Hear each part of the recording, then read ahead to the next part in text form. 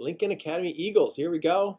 A new month and another community meeting. I'm pretty excited about this one. I know there's some really cool content coming. So I just wanted to start by saying thanks so much to our men's soccer team, our managers, our coaches, the parents, and their families for doing what was incredible work to quarantine and to protect us and our community, to keep us safe. It does not go unnoticed, and I mean this from the bottom of my heart.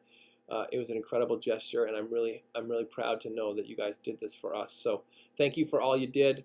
I know we're already here. All our teachers are ready to help you guys get caught up. If you need help with anything, let us know. But otherwise, it's just been it's really made my day to know, and my week to know, that we can count on people to do these kinds of things for all of us. So that's great. Have a wonderful day today. I'm excited about the community meeting, and I'm looking forward to Thanksgiving, which is right around the corner. So keep doing the good work. We'll get through this together. Be well. Stay safe. We'll see you soon. Okay, how do you feel about this Yao Ming poster right here? I really like it. It inspires me every day. It really gives us the passion to work hard. Okay. And what were your favorite childhood Halloween costumes? I was Yao Ming. I was also Yao Ming every year. Yes.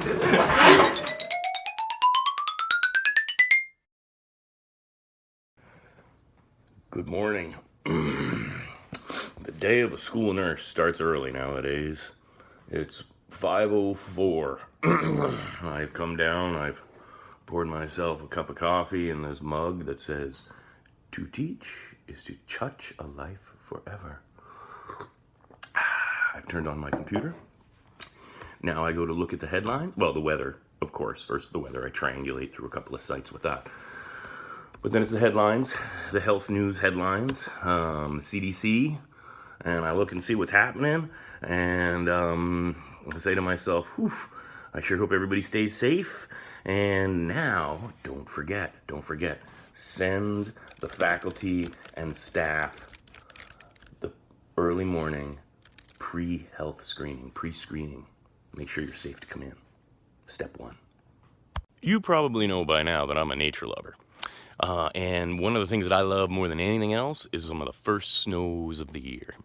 And I was sitting at my kitchen table, and I'm looking out, and I thought to myself, our defenses as a community against COVID, protecting ourselves, staying open as much as we can. Remember we talked about Swiss cheese? I actually think that snow on pines is a better image, right? Take a look underneath. One of the best places to find shelter in emergency in the winter is to look underneath spruce trees and pine trees, because they block a lot of snow. So there you are out at the tips, right out the tips, reaching out into the community, and all those things coming down, and we have all of these branches and layers to try to protect ourselves. Am I being too flaky? Oh, get it? Snowflake? I don't think so. I think it's just another good example. There's no snow underneath those trees, or there is some, but not much. So far, so good. It's the end of the world as we know it. It's the end of the world as we know it.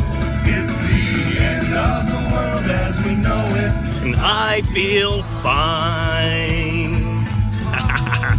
Woo, let's go to school. Now, you may or may not know that I got my training as a medical provider in the back of an ambulance, and worked as an EMT for many years, and then had a chance to go to nursing school and became an ER nurse before I came here to Lincoln.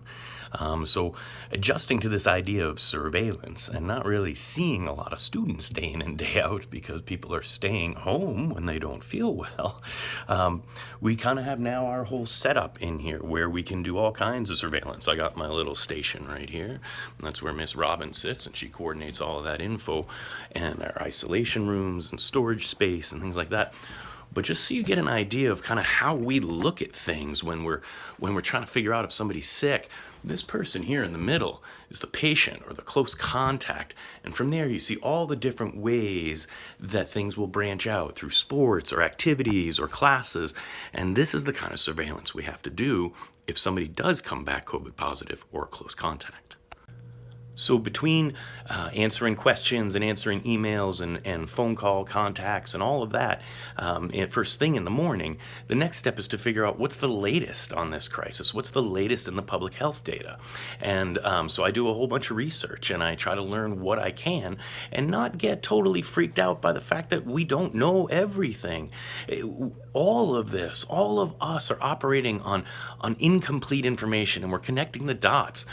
But there's no way that I'm going to make decisions on behalf of Lincoln Academy with inaccurate information.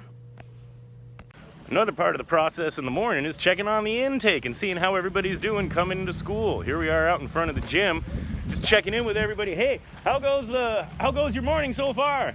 You got all the masks you need? You need any hand sanitizer or anything? Were you saying that the students were being really, really collaborative and supportive and filling out their health surveys every day? More and more. Oh my gosh, that's so great. We're ready for arrival and people have been out front taking attendance and oh my goodness. Oh, good morning. Good morning, Ms. Gleason. What do you have there? I have got our health survey checklist. For everybody getting right off here. the, are you a courtyard or are you a... I'm right in the courtyard, so Cool. As soon as people get off the bus, I check in with them. All right. And you they hand it let off me to know. Robin and then we start Yeah, collating. Robin. All right, sounds Thank you good. so much. Well, then there we are. It's about 9 o'clock in the morning. We've gone through all of the lists of people who are supposed to be here today. We figured out if they filled out their screenings. We've tried to make sure they have the paper version of the screenings if they didn't get a chance to fill it out at home. And we've gone through all of our computer records here, even put it into a cool looking pie chart, eh? That's kind of neat. And now we feel pretty good about where we are and that it's safe for everybody to be here today. So think about it every day, please, that you're planning on being on campus and recognize that you're that first layer of filter that's happening.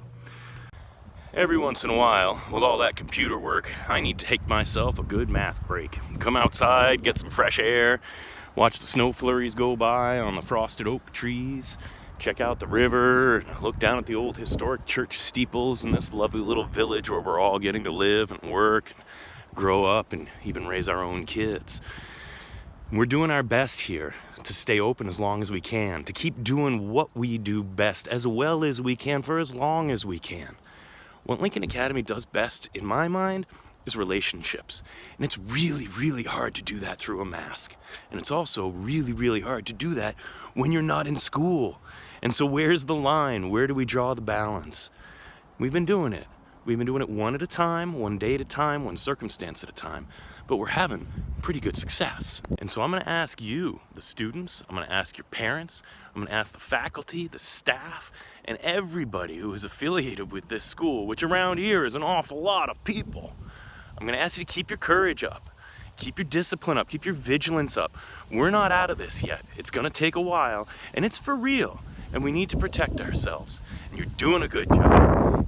Don't be shy. Don't be afraid to ask questions. Don't be afraid to be scared. Don't be worried about being anxious. We all are.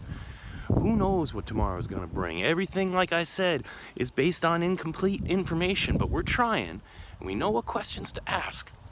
And if we work on it together, we're going to make it through this. Hang in there. We got it.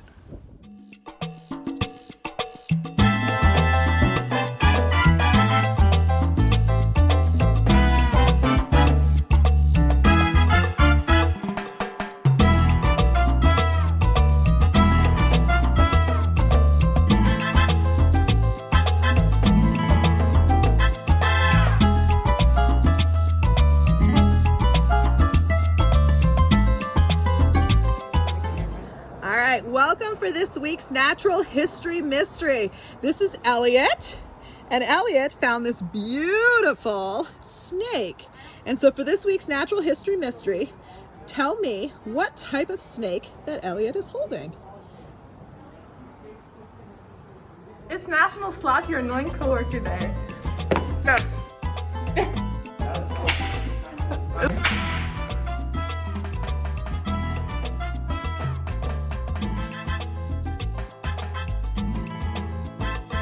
Here's something really annoying that I've been wanting.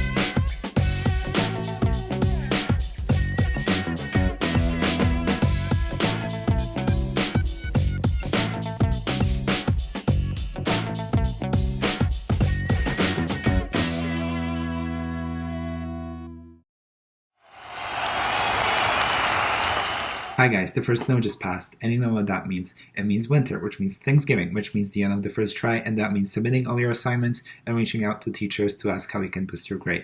My soccer teammates and I are done with quarantine today, which serves as a good reminder that COVID is everywhere and we should still be careful. Congrats to freshmen Violet Bailey and Mimi Kennedy, the last of our student council representatives to be elected.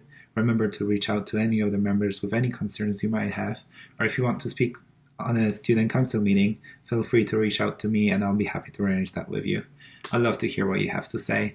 Lastly, congratulations to Mr. Mess's and Mr. Buckwelder's advisors for winning the Halloween door decorating contest. Remember to bundle up for the cold. Hi everyone, we're your NHS officers and we're here to tell you about Thanksgiving drive. You can bring in items starting next week, and we're going to be collecting them November 20th. Items include non-perishable items, hygienic products such as toilet paper, diapers, paper towels, and hand sanitizer. The winner gets a special prize. Thank you. Thank you. Thank you. Hi, I'm Izzy Peterson, and I'm the sophomore class president. If we have a case of COVID in our LA school community, we'll shut down for a couple of days to allow time for contact tracing and cleaning of the school, and we'll be notified by text, kind of like if it was a snow day. Hi, I'm Will Sherrill and I'm the junior class president. If contact tracing reveals that you could be a close contact of someone who's tested positive for COVID-19, the school will call your home to discuss your exposure. Once the extent of the potential outbreak has been determined, Nurse Duffy, Mr. Burroughs, and our medical director, Dr. Andy Russ, will work with the Maine CDC about when it is safe to return to school. As decisions are made, we will alert the school community through every means possible. Hi, my name is Scott Peterson and I'm the senior class president. While we're at home, school continues. We will follow the same schedule that we've been using all year. There will be Google Meet sessions during scheduled on-campus days for each of your classes. Attendance will be taken and you are expected to participate. I'm Violet Bailey, freshman class president. Your routine will be pretty much the same, periods will be at the same time. Remember to check your Canvas and email daily, watch videos that your teachers give you, use your planner, and Google Calendar as much as you can. If you're confused about an assignment, reach out to your teacher. They have open office hours at the end of every day from 2:15 to 3 o'clock to help you be successful with your studies. But they can't help if they don't know that you're struggling. We might need to be virtual for as long as 2 weeks this school year. If we're closed for 2 days or 2 weeks, school continues. Our schedule this year is really helpful because if we do happen to be virtual, we can just have the same schedule and classes will stay at the same time. It's likely that we'll transition from hybrid back to virtual a few times this year, but we will come back as a school. Don't forget to drink lots of water, stretch, eat nutritious food, and take breaks. If your family needs help with food, reach out to your advisor, we can help. We all want to stay in school, so do your part by washing your hands, wearing your mask, even when you're around with your friends or your family that you don't live with, and stay 6 feet apart. Together, we can help reduce the spread of COVID-19 in our community. Thank you for listening.